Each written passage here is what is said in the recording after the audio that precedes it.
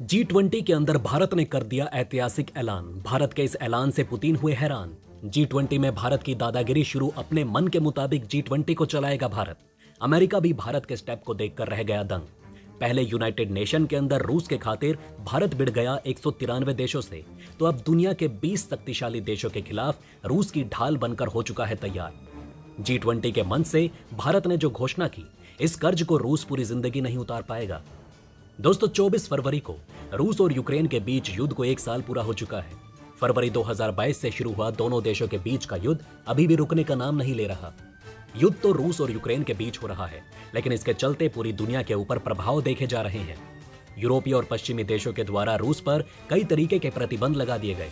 वहीं भारत इस मामले में पूरी तरीके से न्यूट्रल रहा। भारत इकलौता ऐसा देश है जो रूस से भी अच्छे संबंध रखता है और अमेरिका से भी।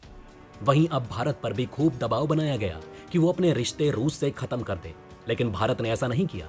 उधर भारत इस साल होने वाले G20 देशों का नेतृत्व कर रहा है। भारत G20 का अध्यक्ष है। भारत को ये अधिकार प्राप्त है कि वो ये तय करे कि किस मुद्दे पर भारत के अंदर G20 सदस्यों के बीच बातचीत होगी और किन मुद्दों पर नहीं। वहीं भारत ने रूस को लेकर G20 के अंदर जो ऐलान किया, इस कर्ज को पुतिन पूरी जिंदगी नहीं उतार पाएंगे।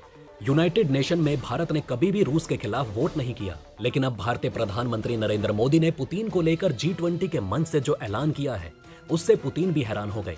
दरअसल आप सभी जानते होंगे कि इसी बीच 24 फरवरी को यूनाइटेड नेशन में रूस के खिलाफ प्रस्ताव पेश किया गया, जिसमें भारत के कदम ने फिर से अमेरिका समेत पश्चिमी और यूरोपीय देशों को हैरान कर दिया। वहीं इस वोटिंग से पहले यूक्रेन के राष्ट्रपति जेलेंस्की ने भारत के प्रधानमंत्री मोदी से फोन कॉल के जरिए बातचीत की। इस बातचीत के जरिए कोशिश की गई थी कि भारत इस बार यूक्रेन के पक्ष में वोट करे, लेकिन भारत ने ऐसा नहीं किया। भारत वोटिंग से अपने आप को बाहर कर चुका था। यूनाइटेड नेशन किसी भी देश को यह अधिकार देता है कि वो किसी भी मुद्दे पर यूएन असेंबली के अंदर वोट करेगा या नहीं, ये उस पर निर्भर करता है। अब तक 1 साल के अंदर जितने भी रूस और यूक्रेन पर वोटिंग हुई, उनमें लगभग भारत न्यूट्रल ही रहा है, यानी कि भारत ने ना तो रूस के पक्ष में वोट किया और ना ही यूक्रेन के पक्ष में। वहीं अमेरिका, ब्रिटेन, जर्मनी, फ्रांस समेत तमाम देशों की ओर से हर बार दबाव बनाया जाता है कि वो रूस के विरुद्ध जाकर यूक्रेन के पक्ष में वोट करें, लेकिन भारत अपनी कूटनीति के जरिए ही कदम उठाता है। वहीं रूस यूक्रेन के मुद्दे पर भारत ने वोटिंग ना करके दिखा दिया कि रूस और भारत के बीच किस तरह के संबंध हैं। भारत के स्टेप की दुनिया भर में चर्चाएं हो रही थी कि भारतीय पीएम मोदी ने एक और बड़ा बयान देकर पश्चिमी और यूरोपीय देशों को गहरा सदमा दे दिया।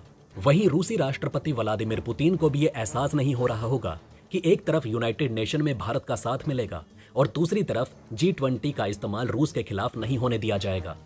इस साल होने वाली G20 की सभी बैठकों का भारत अध्यक्षता करेगा और भारत ने जोर देकर ऐलान कर दिया है कि G20 के सदस्य देश किसी भी बैठक में रूस और यूक्रेन के युद्ध की चर्चा नहीं करेंगे या फिर रूस पर किसी भी प्रकार के प्रतिबंध की चर्चा भारत के अंदर G20 की बैठकों के बीच नहीं होगी।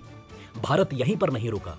उसने ये भी कहा कि रूस यूक्रेन के बीच जो तनाव चल रहा है, इसे युद्ध ना कहा जाए, क्योंकि युद्ध एक नकारात्मक शब्द है और इसका दुनिया पर बुरा प्रभाव पड़ रहा है। भारत की ओर से यह कहा गया कि G20 आर्थिक विकास के मुद्दों पर चर्चा करने का एक मंच है, ना कि दुनिया में चल रहे तनाव और युद्ध में बहस करने का मंच। उधर G20 से पहले ही भारत ने अपने स्टैंड को क्लियर कर दिया कि कोई भी देश भारत के अंदर रूस के खिलाफ एक वर्ड भी नहीं बोल सकता। वहीं भारत ने रूस को दिखा दिया कि वो इस दोस्ती के खातिर क्या कर सकता है। पहले यूनाइटेड नेशन में रूस के खिलाफ भारत 193 देशों से लड़ता आ रहा है और अब G20 के खिलाफ भी रूस के प्रति अभियान छेड़ दिया गया। रूस की ओर से भी भारत पर कई बड़े एहसान हैं। रूस यूनाइटेड नेशन का परमानेंट मेंबर है और भारत को स्थायी सदस्य बनाने का खुला समर्थन देने का ऐलान कर चुका है।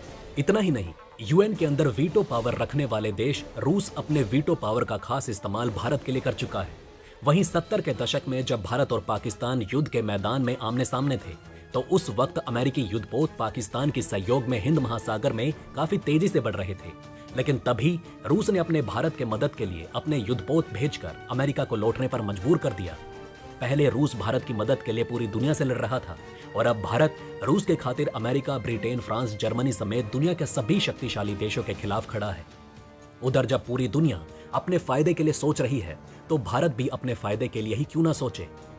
बहरहाल G20 के अंदर भारत ने रूस को लेकर जो बयान दिया, वो कितना सही है, कितना गलत, आप इसका जवाब कमेंट सेक्शन में जरूर बताएं। अब आइए दोस्तों, आपको भारतीय सेना से जुड़ी एक महत्वपूर्ण खबर के बारे में बताते हैं।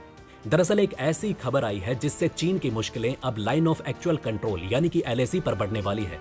भारत अपने एक ऐसे जंगी हथियार को उतारने की तैयारी कर चुका है जिसका एक एक अचूक निशाना चीन के हिस्से को तबाह करता जाएगा। वहीं दोस्तों, इस बात से नकारा नहीं जा सकता कि चीन के पास ताकतवर हथियार मौजूद हैं। अमेरिका तक भी चीन के हथियारों को देखकर दंग रह जाता है।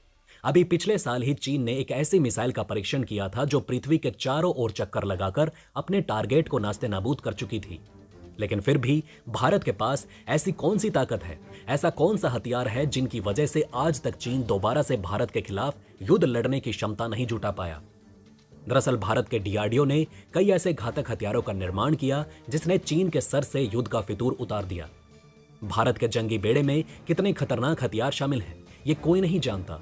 अभी तो पूरी दुनिया में अग्नि 5, अग्नि 6, सूर्य मिसाइल और काली को लेकर खलबली मची हुई है।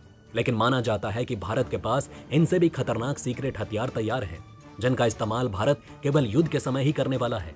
वहीं डीआरडीओ से अब भारतीय सेना ने एक खास स्वदेशी मिसाइल सिस्टम की मांग की। भारतीय सेना जिस मिसाइल को अपने जंगी बेड़े में शामिल करने जा रही है, दरअसल दोस्तों 2024 तक QRSAM नाम की मिसाइल को भारतीय सेना में शामिल किया जाएगा, जिसे QRSAM यानी कि quick reaction surface to air missile कहा जाता है।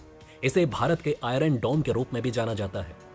यह इंडियन आर्मी के लिए बनाया गया था, जिसका पहला परीक्षण 2017 में किया गया। इस मिसाइल को ट्रक पर माउंट किया जा सकता है, जिसे एक जगह से दूसरी जगह पर ट्रांसपोर्ट किया जा सकता है, जिसकी वजह से बहुत कम समय में युद्ध की पोजीशन पर तैनाती इसकी संभव हो जाती है।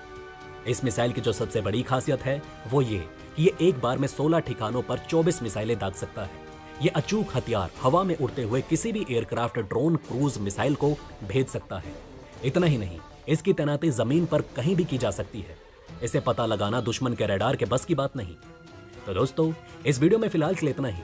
लेकिन आपका भारतीय मिसाइल डिफेंस सिस्टम पर और भारत की कूटनीति पर क्या कहना है, कमेंट करके अपनी राय जरूर बताइएगा। इसी के साथ दोस्तों, मैं मिलता हूं आपसे ऐसे ही किसी अगली वीडियो में। तब तक के लिए बने रहें हमारे चैनल पर। जय हिंद, जय भारत।